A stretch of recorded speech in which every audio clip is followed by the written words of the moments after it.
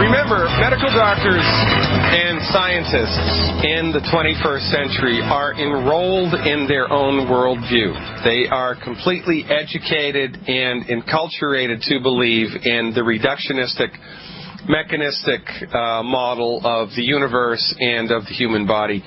And because it's all wrapped up in money, and because the pharmaceutical companies own the world, all of the research that's done, and then therefore all of the clinical stuff that gets produced, is focused and centered around this concept, this pharmacological concept of kill the invader, kill the virus. Nobody pays any attention whatsoever into what we're going to do to strengthen the host. Right now, in a conversation about influenza, which, by the way, is a virus, perhaps a prudent starting point would be, well, what the heck is a virus? I mean, what is a virus? So let's break it down. Viruses are eeny-weeny teeny organisms that lead to mild or severe illnesses in humans. A virus particle is 100 times smaller than a single bacteria cell. A bacteria cell is 10 times smaller than a human cell, and a human cell is 10 times smaller than the diameter of a single hair, which means a virus is, what's 100 times 100? 10,000 times smaller than a human hair.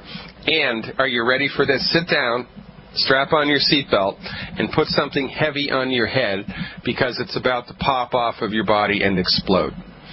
Viruses are not alive. Viruses are not alive. They cannot grow or multiply on their own and need to enter a human or an animal cell and take over the cell to help them multiply. Now, this is a very interesting point to ponder, but conventional medicine completely glosses over this and pays no attention to it whatsoever. A virus particle, has three main parts. There's DNA and RNA. There's deoxyribonucleic acid or ribonucleic acid. There's genetic material.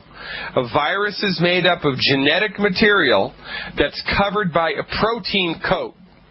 And sometimes the protein coat is covered by a lipid membrane, a little fatty membrane. So it's genetic material covered by a protein coat that may or may not be then covered by fat. And if it's not covered by fat, it's called a naked virus. Now, this virus, which is not alive,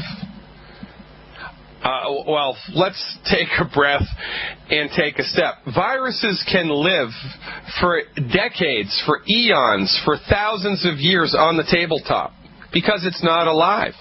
It's not killed by extremes of heat. It's not killed by extremes of cold. Viruses can exist for millennia because they are not alive. Well, if it's not alive, then how does it infect a human cell? Good question. I wish I knew. You would think that the medical community would try to figure that out, but they don't. They don't. All that they try to do is develop a better gun to kill it, a better gun to destroy it, a better gun to shoot it with. Well, first they tried, bows and arrows, then it was spears, then it was the flintlock, then it was the Winchester, and then it was the AK-47, and, now it's all this high-tech, high-velocity stuff, and it's just a different gun. That's what a vaccine is. It's a different gun. Viruses do not have chemical machinery needed to survive on their own. They have to seek out host cells in which they can multiply, but they can't just go into your body and enter any cell that they want. They can only get into the inside of a cell by attaching themselves to a receptor site on the cell wall. So here's what happens. A virus gets into your body somehow, floats through your blood, attaches itself to a receptor site on a cell wall, goes into the cell, and once it's inside the cell, it injects its genetic material into the host cell. The genetic material of the virus takes over the workings of the host cell, and guess what it does? It makes more viruses. It's a reproductive cycle. But wait a minute, I thought it wasn't alive. If it's not alive, how can it reproduce? Good question. You would think the medical community would try to figure that one out, but they don't care. This is why you should fire your MD and stop respecting them, because they overlook the obvious. And the only reason they don't go down this road is because there's no money in it, or, there's no drugs in it, or they just haven't figured it out yet. They're stupid, for goodness sake. So, eventually there's so many new virus particles inside the new cell that the cell bursts. And now there's thousands of little virus particles in your blood where there before was only one, and then they infect new blood cells. But if they're not alive, how can they do this? If your body was dead, and I took it and threw it inside of a bank, would it be reasonable to consider that just by being inside the bank, your body would animate itself and then could rob the bank, and I could go around robbing banks with dead bodies? Well, that's what an MD would have you believe. That's how viruses work. They're not alive. But somehow they get into the blood. They get into the body. Someone sneezes in your face. Oh, there's a virus in their spit. So now their spit goes into the air, and then you breathe it in, and it's up your nose, and now that dead virus is inside your bodies. Well, so what? If it's dead, how does it float through the blood and then seek out a specific target cell and then attach itself to the target cell and then encourage the target cell to start making copies of itself? That's what happens, but it's dead. And this is medical insanity. This is why you need to fire your MD. Because MDs, knowing that this happens, don't care. And they completely overlook this. They step over it. It's like investigating a crime scene, but stepping over the gigantic moat of blood that's in front of the house in order to get inside the house. Oh, let's not pay any attention to that. That's got nothing to do with anything. Well, it's got everything to do with everything. And as God is my witness, I don't know why there isn't research into this. And to take it to another level of absurdity, if it's just the flu virus that's the cause for influenza, why does it go away? Why does it go away? And by the way, in Australia, their flu season goes from May to October. In the Northern Hemisphere, it goes from October to May. So in the Southern Hemisphere, the flu virus is only active for 6 months, and then it completely disappears, goes away, it's dormant. And then apparently it crosses into the Northern Hemisphere, and it becomes active only in the winter, and it's active only in the Southern Hemisphere in the winter. If it was just the virus that was problematic, if it was just the virus that was problematic, you would think it would be problematic all the time. Because aren't there flights that go back and forth from the Southern Hemisphere to the Northern Hemisphere every day? And remember, those science fiction movies that they make, Outbreak and Virus and the Plague, and, the scientists discover a new bacteria, a new virus that's threatening the world, and they run over to the Center for Disease Control, and they throw up the map of the world, and they show that, oh my God, because of public transportation, in 3 weeks, the entire world's going to be infected. You know what I'm talking about. You've seen those shows. The virus starts in Buenos Aires, and then South America, and then, all of North America, then half of Europe, and then half of China, and then within 4 weeks, the whole world is covered, right? Well, that's what should be happening with the influenza virus, but it doesn't, apparently, because when it's flu season here, it's not flu season in the Southern Hemisphere. Nobody gets sick. You want to avoid the flu? Go to Brazil for the winter, and then come back to the United States in the summer. You're going to avoid it. So what happens to the flu virus? Does it just turn off in summer? And how can it turn on or off if it's not alive? None of these questions are considered. None of these questions are answered. Nobody knows what makes the flu virus turn on or turn off. Instead, what the scientific community does is focus on developing a vaccine. That's their whole fix. Let's develop a vaccine, and we're going to keep our fingers crossed that the vaccine actually has the same DNA, the same genetic material, and the same RNA that the actual virus that enters this person's body does. Let's not pay any attention at all to how it can activate itself once it's inside a living person. Let's not pay any attention at all to why it all of a sudden stops being a problem. What the heck makes it go away? What happens? Nobody knows. And you would think that that would be the first place that they would look. This is one more reason not to trust your scientist, not to put them up on a pedestal, to look at them no differently than you would look at, at anybody else who's in your life, your house cleaner, your gardener, your lawyer, your postmaster. It's all the same, ladies and gentlemen. Stop putting scientists on a pedestal, because they are beholden to the pharmaceutical companies when it comes to medical research. And when it comes to medical research, the pharmaceutical companies advocate one position and one position only. And that is the position of allopathic, reductionistic, Newtonian physics. This is it. The human body is a machine made of parts.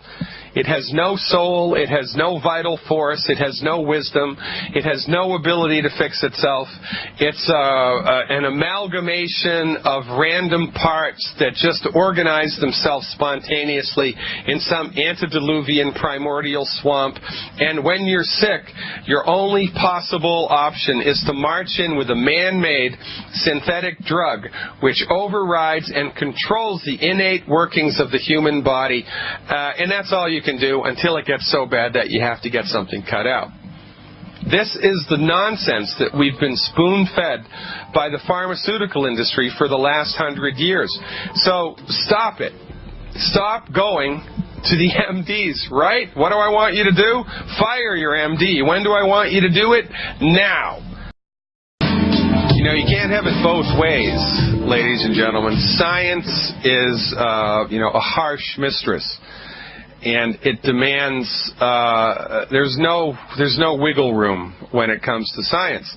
So, on the one hand, we've got a virus that's not alive, and on the other hand, we've got a virus that somehow manages to make new copies and new strains of itself and adjust itself against the defenses of the immune system. Now, that speaks of intelligence. Right? There's over 500 different strains of the influenza virus. Now, if it's not alive, how is it smart enough to change itself in response to your immune system so that the virus, the genetic material of the virus this year is different than the genetic material of the virus last year? And not only different, but there's hundreds of different strains. How does it do that if it's dead? Well, guess what? It can't. It has to be alive. There has to be something going on here that's inside the zone of intelligence. But because MDs are biased beforehand in this reductionistic method, where if it can't be measured, it doesn't exist, and nothing metaphysical is allowed in this room, they completely overlook the fact it doesn't fit in with their worldview, so they ignore it. That's not science. It's prejudice. 100%. It's why there's so much cancer. Because they're coming at it from the wrong angle. They will never come up with a cure for cancer because they have thrown the baby out with the bathwater. They are looking at it reductionistically. They will never come up with a cure for influenza because they have overlooked an obvious fact. What is a virus? Is it dead or is it alive? Let's go, boys. Let's make up your mind. If it's dead, how does it do what it does? It can't be dead. It has to be alive. It's not really alive because if it was alive, how could it exist in extremes of temperature? Well, I don't know. Let's figure it out, boys, shall we? Instead of just ignoring the fact. Because it doesn't fit in with our worldview. And that's what science does all of the time. All of the time. The most closed-minded people on the planet have PhDs or MDs after their name. There's very few people that are scientists or doctors that have open minds. For goodness sake, this is a common trend. It's a sociological phenomenon. It's part of being on planet Earth. It's part of, I guess, being a stupid human. Right? Oh, no, the Earth isn't flat, Columbus. Oh, you're a heretic. Oh, the Earth is flat, Columbus. You're a heretic. The Earth isn't round. How could the Earth be round? If the Earth was round, everybody on the bottom would fall off. Oh, no, Galileo. The sun isn't at the center of the universe. It's the Earth. Oh, look around you, knucklehead. It's the sun that moves through the sky. You're a heretic. Oh, no. Mr. Naturopathic Doctor, the human body has no vital force. The human body has no spirit force. The human body is a random amalgamation of biochemicals. And how did it start, you say? I say, how did it start? Well, it was lightning in a primordial swamp. That's what did it. Oh, and evolution. Oh, yeah. Animals have evolved, even though that's not really what Darwin said. By the way, there is development, species, inside of species. Different finches will develop different beaks. Different birds will develop different colors, right? Different wingspans inside the same species, depending on the environmental stuff. But let me ask you something. If man came from monkeys, if there's evolution across species lines, then why are there still monkeys? If we came from monkeys, why are there still monkeys? Nobody's been able to explain that. See, when a big fact doesn't fit into your scientific worldview, you just ignore the fact. And that's what the scientific community has done with influenza. Because to them, the only thing that matters is the type of gun that you're going to develop to destroy the virus. That's it. They don't think about what a virus is, where it came from, what turns it on, what turns it off, where does it go, how does it mutate, why is it even there in the first place. They don't do any studies that show, well, how much of the virus is inside healthy people. Have they ever done that study to see how many people are carrying the influenza virus around? They do it with herpes and HIV. Why? Not HIV. They do it with herpes. Why don't they do it with the flu virus? Because they're out of their minds, old-fashioned, locked into a particular scientific point of view, and you and I are suffering because of it. Enough of this nonsense. Intellectum ad absurdum. I just made that up. I don't even know if intellectum is a good Latin word. Sounds good to me. Intellectum ad absurdum. Absurd intellect, absurd thought process. You cannot just neglect something, just throw it out because it doesn't fit in with your particular worldview. That's not science. All right, so let's start talking about practical stuff, right? So let's say we lived in the 13th century, like Middle Earth, okay? All we had is swords and bows and arrows and rocks and fire. No magic, right, like they have in Middle Earth, all right? Just bows and arrows and rocks and fires, and we have, rudimentary dwellings. And we know that once a year in our village, there's an invasion of snakes from October to May. From October to May, the land that we live in is invaded by snakes. But these snakes are small, and they're black as night, and they only come out at night. It's almost impossible to see them. And 10% of the people in the village that the snakes bite die. 10% of the people in the village that the snakes bite die. What are we going to do? Well, if we're MDs, here's what we would do. We would arm everybody in the villages with bows and arrows and guns, or bows and arrows and spears, and we would train them to try to kill the snakes. And, we put torches around the village and try to keep light so that we can see the black little suckers when they're crawling around. And we'd have, snake-killing squads that roamed around the village at night trying to kill the little things. But they weren't very effective at killing the snakes. Maybe 30%, 40%, 50% effective at killing the snakes.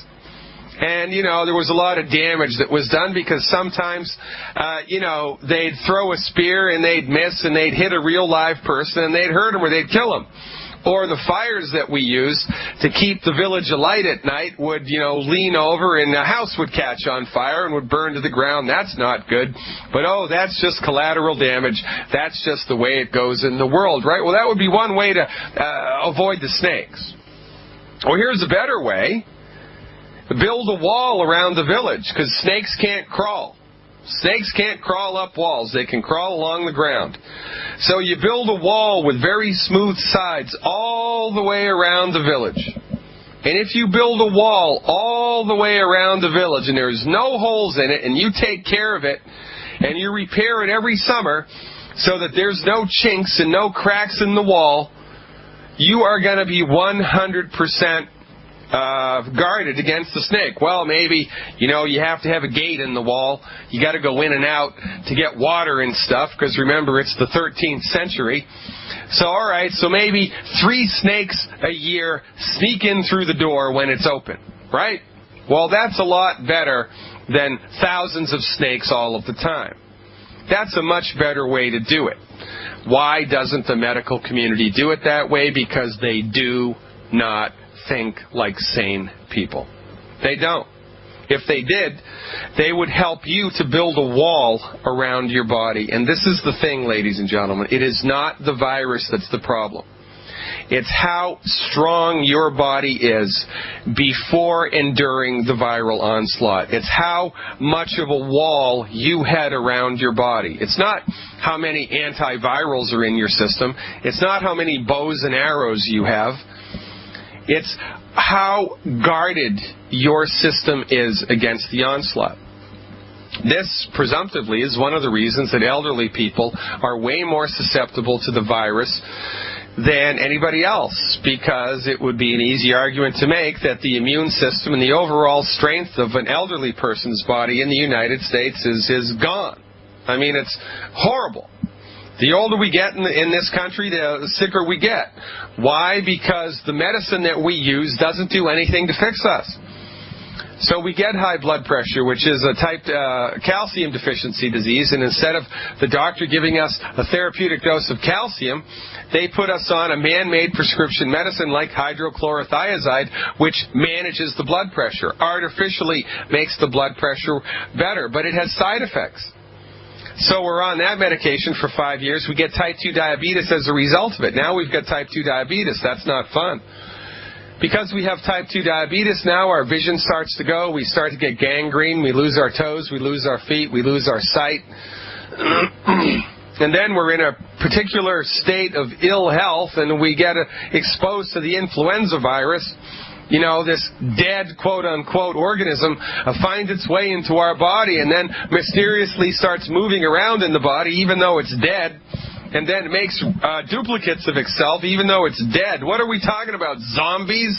What is this, the rise of the zombies? You got to be kidding me. This is what the MDs would have you believe. There's such a thing as zombies. Well, that's what a virus is. It's a zombie. It's dead, but it's alive, but it's dead, but it's alive. But what? What? Yeah, exactly. What's better here in this situation is to take steps to strengthen your system. And how do we do that? One day at a time, every day at a time, 90 for life. 90 for life. Get it? For your life. Every day of your life, do the 90 essential nutrients. Because everything that we do here is based on the simple observation that the human body knows how to fix itself, the human body wants to fix itself, the human body knows how to keep itself strong, the human body wants to keep itself strong, it needs your help to do it. In order to be strong physiologically, your body needs 90 essential nutrients every day. 16 minerals, 16 vitamins, 12 amino acids, and 2 essential fatty acids. It also needs antioxidants in excess of 20,000 ORAC points a day. And you would benefit also from stopping the consumption of food and drink that hurts the body. So, if you clean your diet up, eat and drink only stuff that helps the body, provide the body with the 90 essential nutrients every day, and secure a minimum of 20,000 ORAC points of antioxidants a day, it's going to take a massively dead zombie, a virus, influenza thing, whatever it is, to knock your system over into the land of disease. And even if that happens, as it did with me last week, you're going to bounce back. Took me 5 days to, right now I'm in the 4th, 5th, 6th, I'm in the 7th day of, the 6th day of my experience with the influenza virus, and I'm 75% better, more or less. You know how I know it's 75%? Because I've been counting the number of times every day that I cough, and I'm coughing 75% less than I did when this started. It started for me, I had a very, very bad sore throat on the right side of my throat. That sore throat migrated to the left side of my throat in the course of 24 hours. In the first day, while I had the sore throat, I also had extremely fluent nasal discharge and post-nasal discharge, which started out clear and then developed into a very nasty yellow color. Fluent nasal discharge coming out the front and going down the back. The fluent nasal discharge provoked a cough, which the second day of the influenza kept me up all night, couldn't sleep. Couldn't sleep at all. Had to sleep in the other room because I'm keeping my sweetheart awake because I'm coughing every 2 minutes. Can't sleep. Still have the sore throat. Got the post-nasal drip. Now I've got the cough and fever and chills on and off. Not good. Third day of the flu. It's a little bit better. The cough is starting to subside. The nasal cavities are drying up a little bit. Still a little bit of phlegm. Still a tiny little bit of a sore throat. No more fever, though. Fourth day of the experience. Sinuses continue to clear up. The post-nasal drip is gone. The cough is 50% better. And no more fever and chills. And, you know, I'm feeling like myself again. And also on days 2, 3, 1, 2, and 3, got no energy. Just want to sleep all the time. If I did a 2-hour radio show, I wouldn't be able to talk by the end of the first 20 minutes because the more you talk, the worse your throat gets, the worse your voice gets. It's horrible. And so forth and so on. Now, I'm pretty good. I got a little bit of mucus left in the sinus, little bit of mucus left in the sinus, little bit of a cough every now and then caused by post-nasal drip. No fever, no chills. My appetite's great. My sleep is great.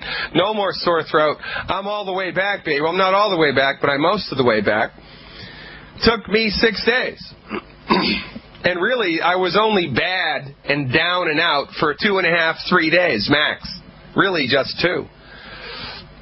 How is it with most people when they get sick? 2 weeks. They're out for 2 weeks. They've got pneumonia. They've got upper respiratory tract, nasty infections. They've got fever and chills for weeks. They've got no appetite. They're sweating bullets at night. Delirious with fever, 103-degree fever. It's bad. Pneumonia, that's bad, right? Why does this happen?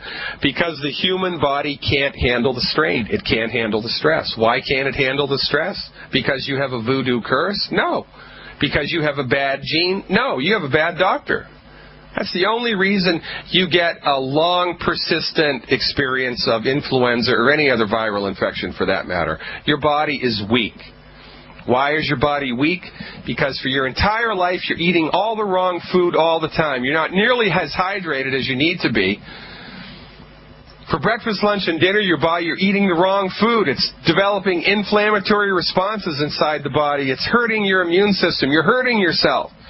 You're putting diesel fuel in an unleaded engine and expecting it to run correctly. And you haven't tuned the damn car up in 30, 40, 50 years. You haven't tuned it up. You haven't changed the oil. You haven't changed the air filter. You haven't put good gas in the tank. You haven't put good transmission fluid in, good oil in. You're running on nutrient fumes, baby. Quite frankly, I'm surprised you can breathe at all. Because your body is chronically undernutrified. So what do we do to fix it? It's not rocket science, folks. 1 healthy start pack per 100 pounds of body weight per month. 1 bottle of selenium per 50 pounds of body weight per month, not to exceed more than 4 bottles of selenium a month. As much antioxidant as you can afford. Having your initial target be, if you do not have a chronic disease, 20,000 ORAC points a day. Now you're getting 6,000 ORAC a day from 2 scoops of the Beyond Tangy Tangerine. You're getting 12,000 a day from 4 scoops of the Beyond Tangy Tangerine. So getting an extra 8 or whatever isn't hard to do. Increase your ORAC and get a bottle of the Killer Biotic and a bottle of the Colloidal Silver. And when you first start to see stuff going around, your neighborhood, not in Arizona, not in a different part of the country, but in your part of the country, when people are starting to get sick, take 1 Killer Biotic 3 times a day, and take the Colloidal Silver as a nasal spray, 3 sprays into each nostril twice a day. And then, if you start to get sick yourself, starting on day 1, when you first start to feel your symptoms present, you go to 9 Killer Biotic a day and 3 sprays of the Colloidal Silver in each nostril 6 times a day. We're back for the last segment of today's show. We're talking about right now things that you can do in order to guard yourself against getting influenza in the first place, and then, heaven forbid, once you do have it, what you can do to fix it. So one more thing that you can do to boost your body's immunity, or 2 more things actually. Take more essential fatty acids, because one of the things that the influenza virus does is it targets specifically the lungs and the upper respiratory tract, the eyes, ears, nose, mouth, and throat, and the lungs. So we want to support and promote the health of the lungs, and we do that with essential fatty acids. So if you're taking the Healthy Start Pack appropriate for your body weight, do 1 extra bottle of EFAs, and I would get the EFAs at the 180 count. I would do 6 more EFAs a day, and I don't care how much you weigh. It's irrelevant. Just do 6 more EFAs a day than you're already doing, okay? Now, the other thing that you can do is to consume food that's high in protein. Because guess what? Your immune system is made from protein. How about that? And you can also stop eating food that has a lot of sugar in it. Because sugar consumption suppresses your immune system. There's a little thing called a macrophage in your immune system, and it's the macrophage's job, like Little Miss Pac-Man, to go around and gobble up virus and bacteria, to neutralize and destroy them. How can you kill it if it's already dead? Good question. The body will neutralize it. And that little Pac-Man goes to sleep in the presence of too much sugar. Now, your body needs a little bit of sugar, right? A little bit of sugar, or you couldn't blink an eyelash. But I don't even want you to have orange juice if you're sick with influenza or a bacterial infection. Nothing that has extra sugar in it. Nothing that has extra sugar in it. And a diet that's high in protein, because your immune system is made from protein. The most inexpensive and best protein that you can get into your body is a lowly chicken egg. So have soft scrambled eggs with butter, soft boiled or poached eggs with butter and salt. Put salt also on the soft scrambled eggs. Butter and salt we love with eggs. It really increases the good cholesterol that your body needs and the good fat. Nuts are also, salted nuts are a good source of protein. Rice and beans together in the same meal. But remember, rice is high in phytates. And if you're eating rice or anything else that has phytates in it, you want to take that food away from your mineral supplements, because phytates interfere with the absorption of minerals in the body. So more protein, eliminate extracurricular sugars, so nothing sweet. No sugar, no honey, no agave, no molasses, no nothing that's sweet. Xylitol and non-glycemic sweeteners, no problem. Have as much of that as you want. But one other thing that everybody should be doing preventively so that you won't get this is the Pure Works foam. The Pure Works foam. How does it work? has a nice little biochemical in there that kills everything. I mean, it kills all of the bad stuff. You know that antibiotic-resistant bacteria that's in hospitals, MRSA? It'll kill that. It'll kill that. It's also effective against the bird flu virus. How about that? PureWorks foam. Get a big bottle of it. Stick it in, they have a little wall mount for it. Put it on the wall mount if you have a garage. Inside the door or that goes into your house from the garage. Put it on the garage side of the door. Make everybody from October to May come into your house through the garage. When the kids come home from school, they come through the garage. They come through the back door. And the first thing they do is 2 squirts of the PureWorks foam in their hands, rub it all around their hands, and then they can come into your home. Nobody comes into your house unless they have PureWorks foam on their hands. And if you go to work, they have the PureWorks dispensers in little 6 or 8 ounce, I think maybe even a 4 ounce bottle. Stick it in your purse, stick it in your briefcase, stick it in your lunchbox, for goodness sake. It lasts for 5 hours. It kills virus and bacteria for 5 hours. It's oil-based. It won't dry out your skin. Your skin won't crack. And it's going to kill, or not kill, it's going to neutralize, right, the zombies if you're exposed by happenstance to the influenza virus. So use the PureWorks foam preventively. Use the Healthy Start Pack, the selenium, the Killer Biotic, the extra essential fatty acids, and a diet that's high in protein preventively.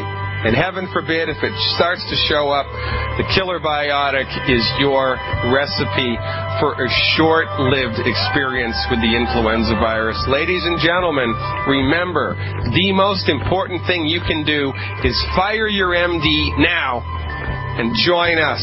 Go to fireyourmdnow.com, click on the Longevity button, and I'll talk to you tomorrow. It's Influenza Week. I'm Dr. Peter Glidden, over and out.